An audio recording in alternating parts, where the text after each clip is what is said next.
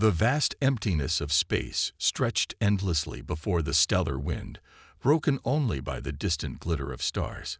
Captain Do-Won's 4 eyes blinked in sequence as he watched his exploration fleet cut through the darkness of the neutral sector. His tall, crystalline form cast shifting shadows across the polished bridge floor as he moved between monitoring stations. The stellar wind led a fleet of 5 ships, each designed to showcase the technological might of the collective. Their hulls gleamed with energy fields, and their engines left trails of quantum particles that sparkled like stardust. To Do-Won, they represented everything advanced civilization should be. Elegant, efficient, and far beyond the crude mechanics of younger races. Captain, Science Officer Hanbai's melodic voice broke the quiet hum of the bridge. Our long-range scanners have detected something unusual. Her fingers, long and translucent, danced across the holographic controls. There's a vessel in Sector 7, but the readings are strange. Do-Won glided to her station, his ceremonial robes floating around him in the ship's artificial gravity. Strange how, Officer Hanbai. The size is impressive, nearly 2 kilometers in length. But the construction. She paused, her inner eyelids flickering in confusion. It appears to be made primarily of processed metals, very basic materials. I'm detecting chemical propulsion systems and what might be primitive nuclear power sources. The bridge crew exchanged looks of amusement.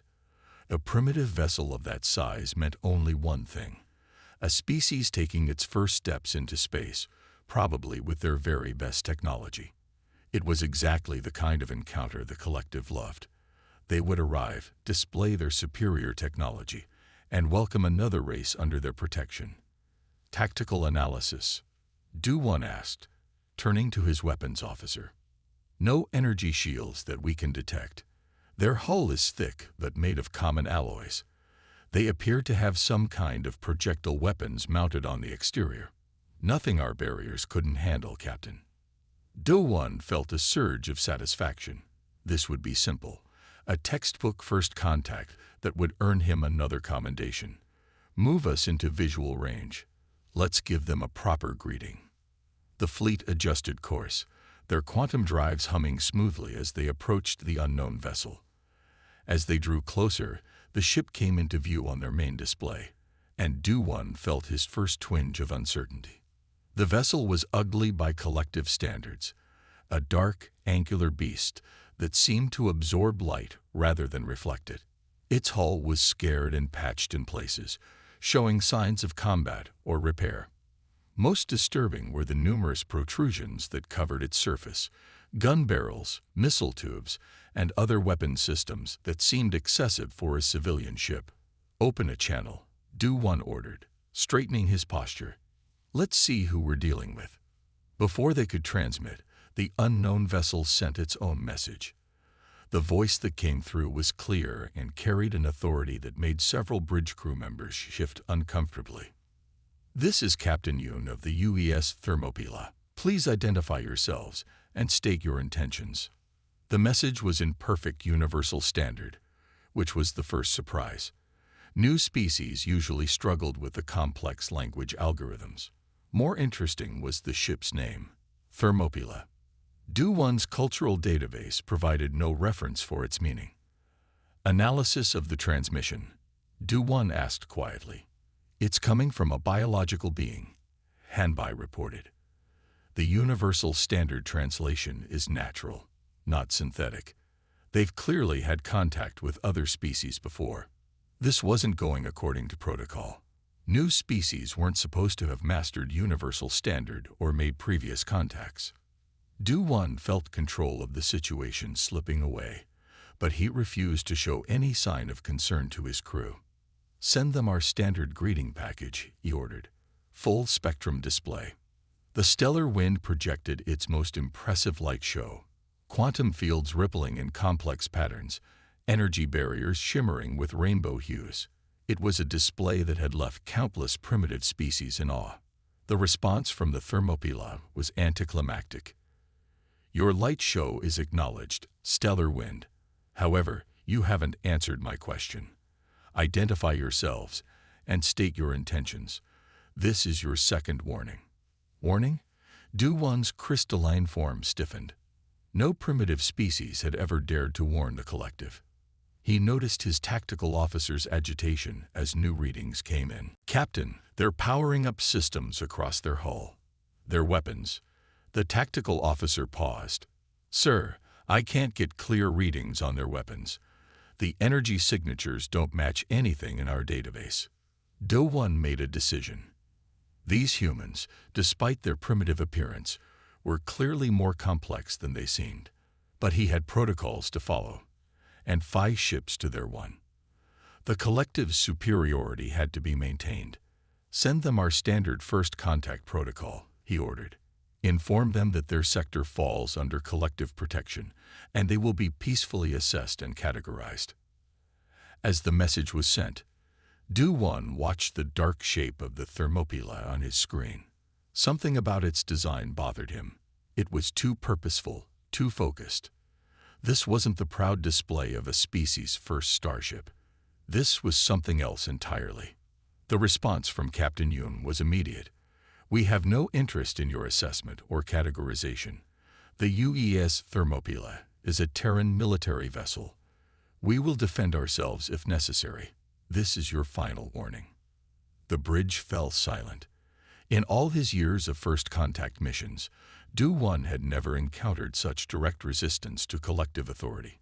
He was about to learn that this was just the beginning of many firsts this encounter would bring. The tension on the Stellar Winds Bridge thickened as Do-One considered his next move. His crystalline form caught the light from nearby consoles, sending rainbow reflections across the polished deck.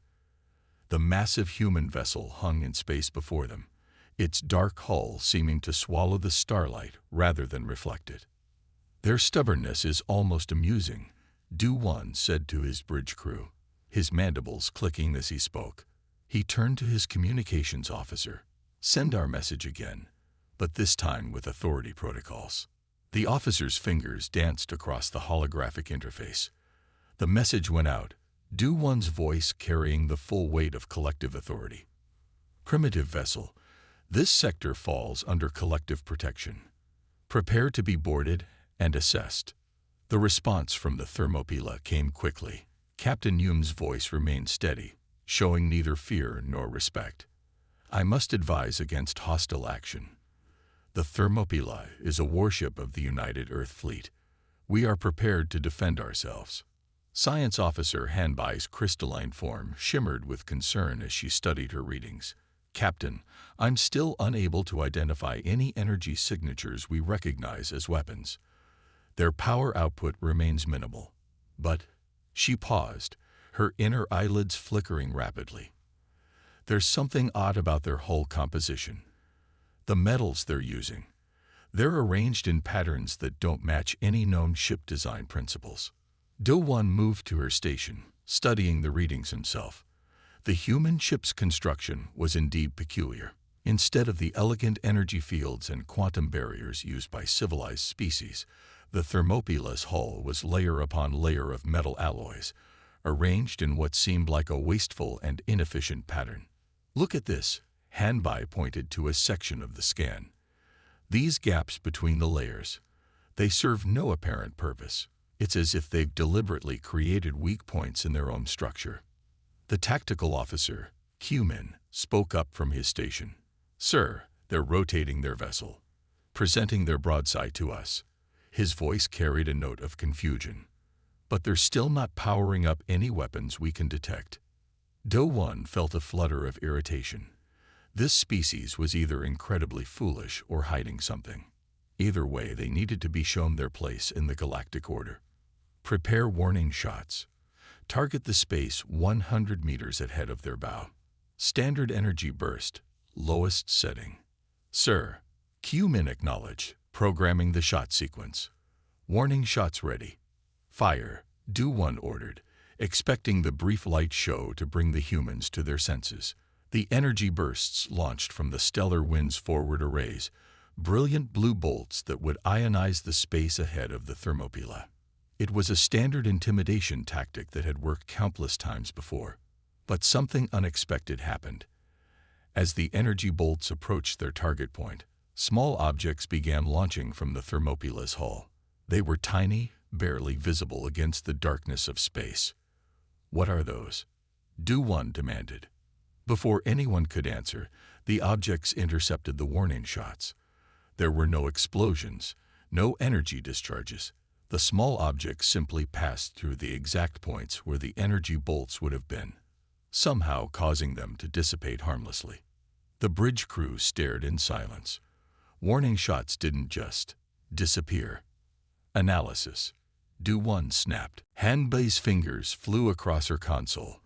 "The objects appear to be solid metal, sir, rotating at extremely high speeds. They somehow disrupted our energy patterns through purely kinetic means."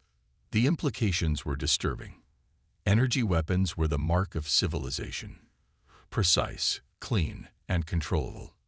But these humans had found a way to counter them using simple physical objects.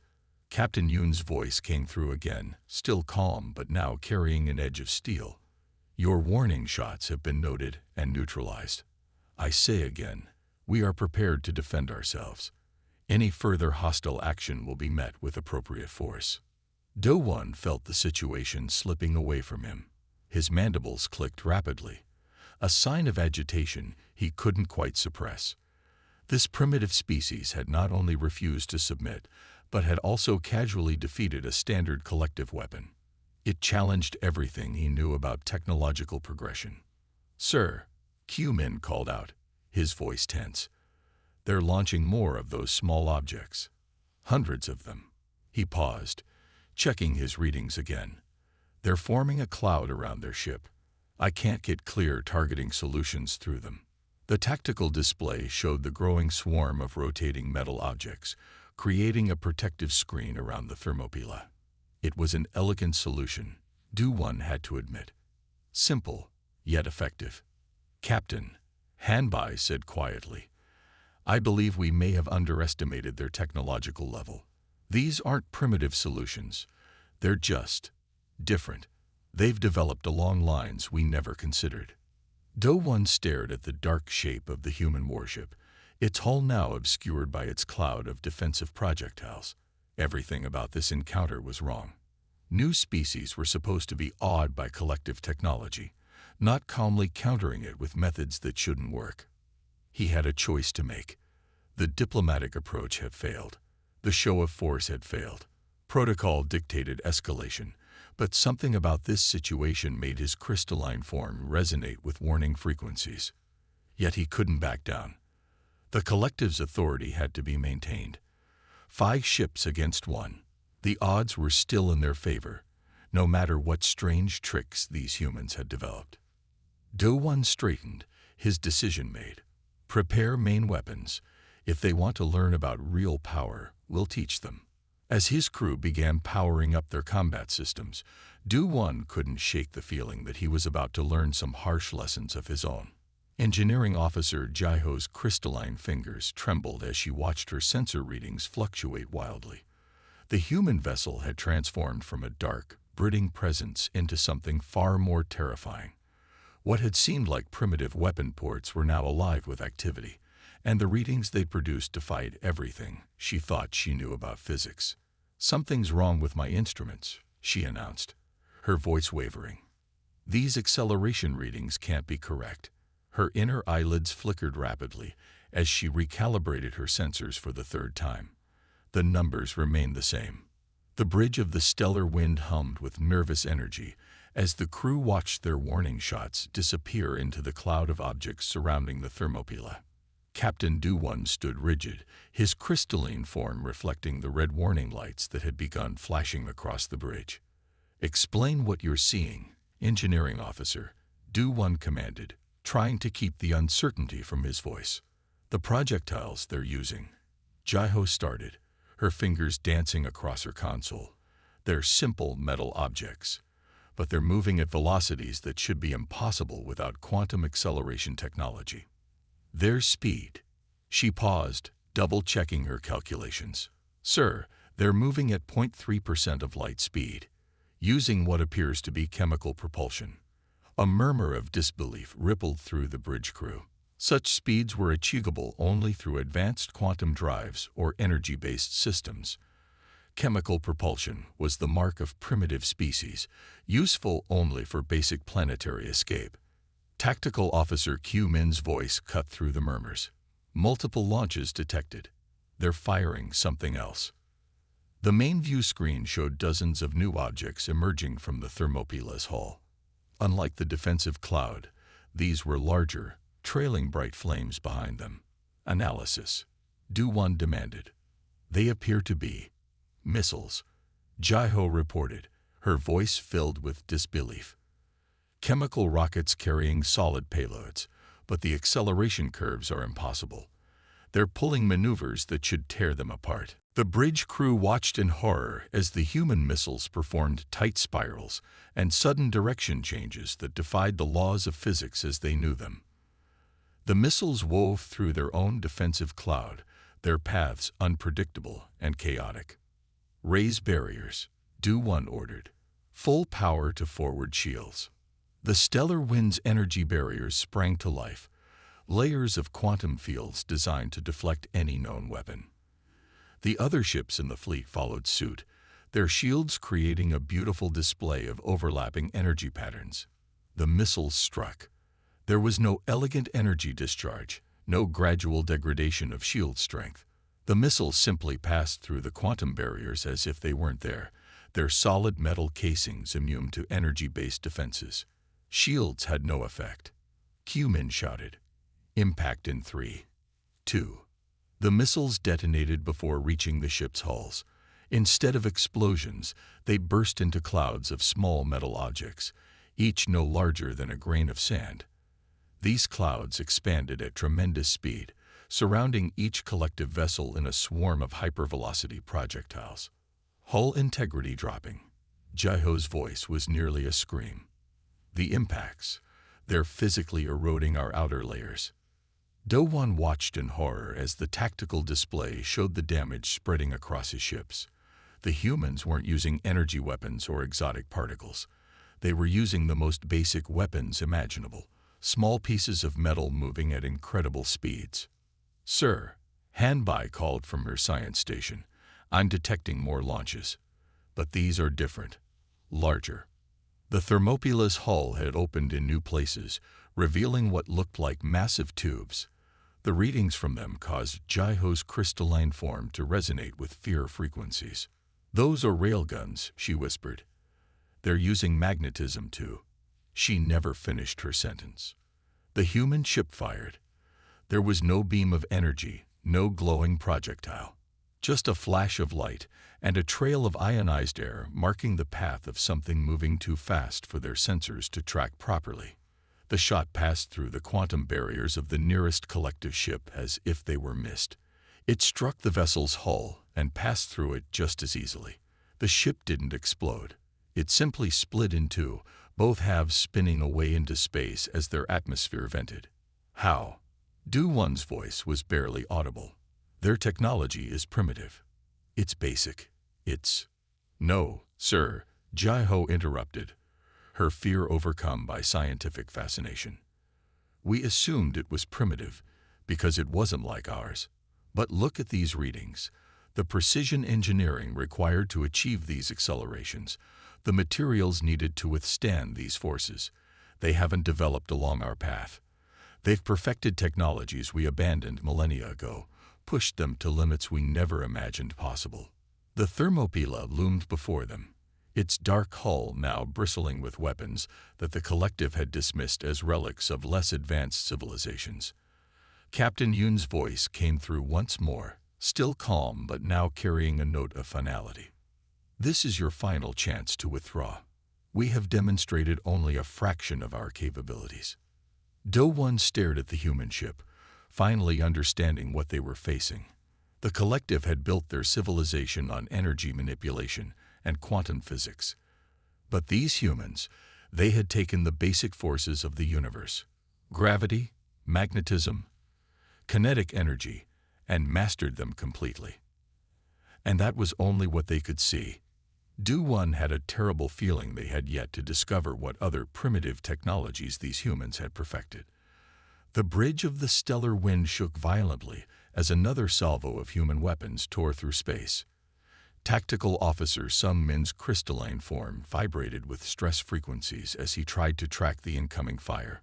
The holographic displays around him flickered with each impact, showing their defenses failing in ways they'd never imagined possible. Multiple impacts. Sung Min shouted, his voice cracking. Our defenses aren't. They're not even slowing them down. His fingers danced desperately across the control surfaces, trying to adjust shield frequencies that made no difference against the physical onslaught. Captain Do-One watched in helpless horror as two more of his escort ships split apart, their quantum barriers and energy shields proving useless against weapons that simply ignored them. The humans' projectiles passed through their most advanced defenses as if they weren't there, striking their hulls with devastating force. Status report. Do-One demanded, his mandibles clicking rapidly in distress. The stellar grace is gone, sir, Sung Min reported, his voice hollow. The Dawn Seeker is venting atmosphere from multiple breaches. Their hull, it's just been torn apart. He paused, checking another reading. The Morning Light has lost all power to their quantum drives. They're dead in space. Through the main viewport, Do-One could see the devastating results of the human attack. The elegant ships of his fleet, pride of the collective's technological achievement, were being systematically destroyed by weapons his people had abandoned as primitive centuries ago. Sir, Engineering Officer Jai-Ho called out, I've analyzed their weapon systems. They're not just using simple kinetic weapons. They've developed them far beyond what we thought possible. The railgun projectiles are reaching speeds we considered theoretically impossible for physical objects. Another impact rocked the stellar wind. Warning lights flashed across every console as systems began failing throughout the ship. The proud flagship of the collective exploration fleet was being taken apart piece by piece. How? Do-One demanded. How are they achieving this? Jai-Ho's response was interrupted by another hit. When she spoke, her voice carried a mix of fear and fascination. They're using magnetic acceleration systems we never thought to develop. Their projectiles are specially engineered to maintain integrity at speeds that should tear them apart. The level of metallurgical science involved. Sir, we were wrong. So wrong about their technological level. The Thermopyla hung in space before them, its dark hull now revealed as a masterpiece of engineering they'd been too arrogant to recognize. What they'd dismissed as crude weapon ports were actually highly advanced launch systems. The thick hull they'd mocked was a carefully designed armor system that their energy weapons couldn't penetrate. They're launching something new. Sung Min's voice rose in panic. Multiple small objects, moving in formation. The human ship had released what looked like a swarm of tiny vessels. Each one was no larger than a shuttle, but they moved with impossible precision, weaving between the collective ships in complex patterns. Those are drones, Jai-Ho realized aloud. Automated weapon platforms. But the coordination they're showing, the processing power required. The drones demonstrated exactly why the humans had taken their technological path. They didn't need exotic energy weapons or quantum fields. They had achieved perfect control over motion, acceleration, and impact. Each drone carried a payload of kinetic weapons that could strike with surgical precision. Do-One watched as the drones systematically disabled his remaining ships. They targeted engines, weapon systems, and communication arrays with incredible accuracy. The humans weren't just winning. They were taking apart his fleet with tactical precision that spoke of centuries of warfare experience. Sir, Sung Min reported, his voice barely a whisper, they're targeting our quantum drive containment systems. One hit there, and he didn't need to finish. A hit to the quantum drives would cause a cascade failure that would tear the ship apart at the subatomic level. The humans knew exactly where to strike for maximum effect. The realization hit Do-One like a physical blow. The collective had spent millennia developing energy weapons and quantum technologies, believing they were advancing beyond primitive physical warfare. But the humans had taken those basic principles, motion, impact, precision, and developed them to their ultimate conclusion. "Send the surrender signal," Do-1 ordered, his voice heavy with defeat, "before we lose anyone else." As the signal was transmitted, Do-1's mind raced with the implications of what they'd discovered. The humans hadn't evolved along expected technological lines because they'd found a better path. They'd taken the fundamental forces of physics and mastered them completely, while the collective had been chasing more exotic solutions. The human response came quickly. "Surrender accepted. Stand down your remaining systems and prepare for boarding. We will provide assistance to your damaged vessels." Do-1 stared at the thermopyle, finally seeing it for what it truly was, not a primitive warship, but a perfect evolution of physical combat principles. The humans had achieved with metal and magnetism what the collective had failed to do with all their advanced energy weapons. The galaxy would never be the same after this. The collective would have to reevaluate everything they thought they knew about technological progression. And somewhere in the back of his mind, Do-1 wondered what other primitive technologies these humans had perfected while the rest of the galaxy had been looking the wrong way. Through the chaos of battle, Science Officer Hanbai's attention was suddenly drawn to her sensor readings. At first, she thought the instruments were malfunctioning. They had to be. What she was seeing defied everything she knew about biological limitations. "Sir," her voice cracked with disbelief, "I'm detecting movement outside their hull. They're sending crews outside." In the middle of combat, the bridge crew of the Stellar Wind fell silent, their crystalline forms reflecting the emergency lights as they processed this impossible information. Captain Do-1 moved to Hanbai's station, his own four eyes widening at the sensor feeds. "Magnify," he ordered, his mandibles clicking slowly in shock. The main screen shifted, zooming in on the thermopyle's hull. Sure enough, small figures in bulky suits were emerging from airlocks, moving with purpose across the warship's surface. They carried tools and equipment, working on damaged sections of the hull, even as weapons fire continued to flash around them. "The temperature readings at those impact points," Hanbai reported, her voice trembling. "They're over 800 degrees. No species should be able to survive anywhere near that kind of heat, even in protective gear. Yet they're working right next to the damaged areas." The crew watched in horrified fascination as the humans demonstrated their impossible resilience. When a piece of debris from one of the destroyed collective ships hurtled toward a repair team, they didn't even flinch. One worker simply reached out and caught it, using its momentum to swing it away from the hull. "Their suits," Engineering Officer Jaiho observed, "they're not energy-based protection like our environmental systems. They're mechanical, physical seals, and layers of material. But how are they surviving the radiation? The heat?" As if to answer her question, the sensor feeds showed one of the repair crews tackling a particularly damaged section. The hull around them was glowing red from recent impacts, yet they worked steadily, their movements precise and controlled. "Look at their vital signs," Hanbai said, bringing up new data. "Their core temperatures are rising, their hearts are pumping at rates that should cause unconsciousness, but they're not stopping. They're not even slowing down." A new alarm sounded on the tactical station. "Sir," Sung-min reported, "they're launching more repair crews. 3 more teams just emerged from the rear airlocks. They're carrying what looks like replacement armor plating. By hand." The pieces of armor being transported were massive, yet the humans moved them with practiced ease in the zero-gravity environment. Their coordination was perfect, their movements suggesting years of training in spacewalking operations. "How is this possible?" Do-1 wondered aloud. In the middle of a battle, no shielding, working in conditions that should kill them instantly. "Sir," Jaiho's voice was quiet but intense, "I don't think these are special suits or advanced technology. I think this is just what humans are capable of. Look at their planet's data in our databases.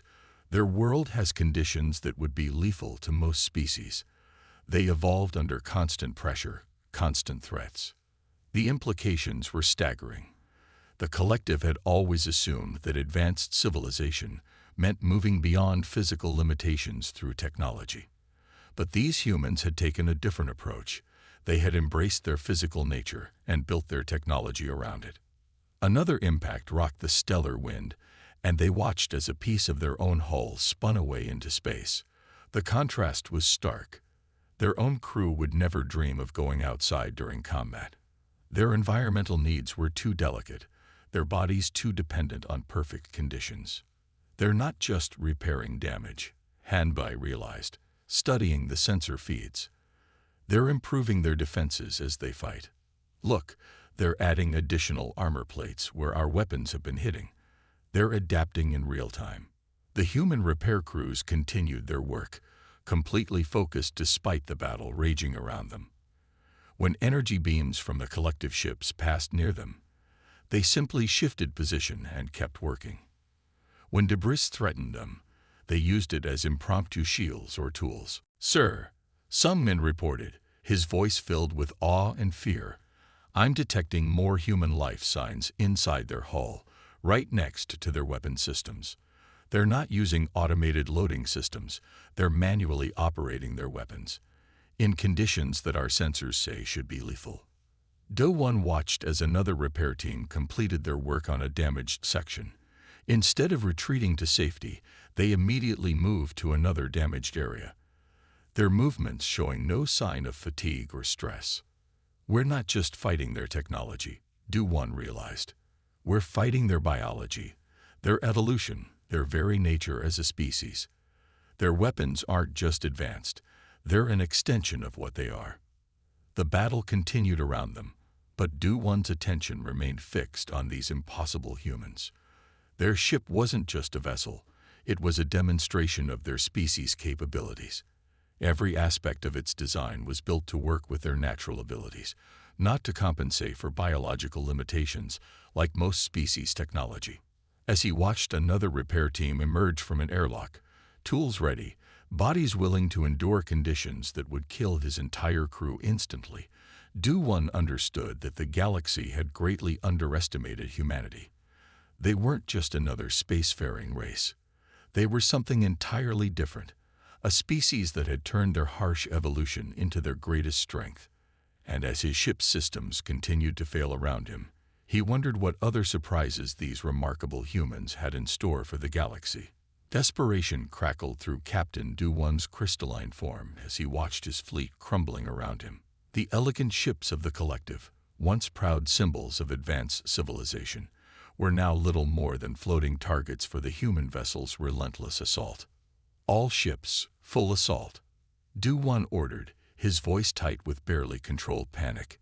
His remaining ships responded immediately, launching everything they had. The space between the fleets lit up with energy weapons, quantum torpedoes, and particle beams, the pinnacle of collective military technology. The Thermopyla's response defied everything they thought they knew about spacecraft maneuverability. The massive warship moved with impossible grace, turning and sliding through space as if it were a vessel a tenth its size. What they had initially dismissed as structural inefficiency now revealed its true purpose: layers upon layers of armor and redundant systems working in perfect harmony. "How are they moving like that?" Engineering Officer Jaiho demanded, her fingers flying across her console. "The energy requirements alone should be." Her words were cut off as another volley of human kinetic weapons tore through space. Every shot found its mark with devastating precision, while the collective's most powerful weapons scattered harmlessly against the Thermopyla's hull. "Sir," Tactical Officer Sungmin called out, "they're targeting systems. They're not using quantum calculations or AI prediction. They have humans operating their weapons manually." The implication struck Do-Won like a physical blow. The humans weren't relying on advanced computers or artificial intelligence. They were using their natural abilities, their evolved instincts for trajectory and timing, enhanced by technology rather than replaced by it. The Thermopyla's next maneuver seemed to defy physics itself. The massive ship rolled, presenting its broadside to the collective fleet, What appeared to be simple metal plates along its hull suddenly shifted, revealing row upon row of weapon ports that had been completely hidden from their scans. New weapons detected. Hanby's voice was almost a shriek.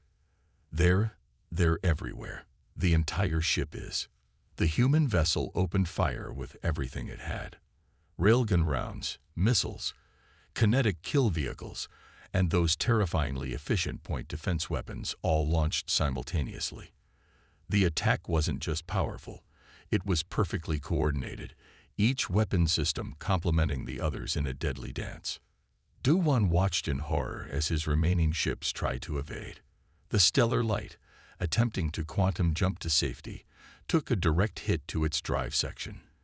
Instead of exploding, the ship simply ceased to exist as the human weapons disrupted its quantum field at the subatomic level. Our shields are failing. Sungmin reported. Nothing we have can stop their weapons. They're not just bypassing our defenses, they're actively adapting to them. The Thermopyla's attack pattern suddenly shifted. Instead of continuing its bombardment, the human ship began a series of precise strikes against specific points on the collective vessels. Each hit disabled another system. Weapons, engines, communications. They're not trying to destroy us anymore, Jaiho realized aloud. They're systematically taking us apart, learning our weaknesses with each shot. Do-Won's mandibles clicked rapidly as he processed this new horror. The humans weren't just winning. They were studying them, analyzing their technology and tactics in real time. Every moment of this battle was teaching them more about collective capabilities. "Sir," Hanbai called out, her voice suddenly calm with the clarity of terror. "I'm detecting power fluctuations throughout their ship. They're rerouting energy, adapting their systems mid-battle." The Thermopyla's hull seemed to come alive, plates shifting and realigning as the ship adjusted its defenses. What they had thought was primitive mechanical technology was revealing itself to be something far more sophisticated, a perfectly integrated system of physical engineering that made their energy-based technology look primitive by comparison. Last targeting solution failed. Sungmin reported. They've completely adapted to our attack patterns. Our predictive algorithms are useless against their manual control systems. The human ship's next attack run demonstrated just how outmatched they were. It moved through their formation like a predator among prey, its weapons striking with surgical precision, while its armor shrugged off their increasingly desperate counterattacks. Do-Won stood in the center of his failing bridge, watching as everything he knew about warfare and technology crumbled around him. The humans hadn't just developed different technology. They'd developed better technology. They'd taken basic physical principles and perfected them while the collective had been chasing increasingly exotic solutions. "Sir," Jaiho said quietly, "we have to surrender. We're not just losing. We're teaching them how to beat every ship in the collective fleet. Each minute we fight gives them more data about our capabilities." As if to emphasize her point, the Thermopylae executed another impossible maneuver, using the debris from their destroyed ships as impromptu shields while launching another devastating barrage. Do-Won knew she was right. This wasn't just a defeat, it was a revelation. The galaxy would never be the same after this encounter. The humans had shown them that everything they thought they knew about technological advancement was wrong. With his crystalline form resonating with defeat frequencies, Do-Won gave the order he never thought he'd give. "All ships, stand down. Transmit surrender protocols." The Thermopyla's response was immediate. All weapons ceased firing, but the human ship maintained its perfect position, ready to resume the attack at a moment's notice. They had won, and they had done it not with superior technology, but with a perfect fusion of human capabilities and physical engineering that the collective had never imagined possible. The damaged remains of the stellar wind limped through space, its once pristine crystalline hull now scarred and broken. Behind it, two equally battered escort ships struggled to maintain formation.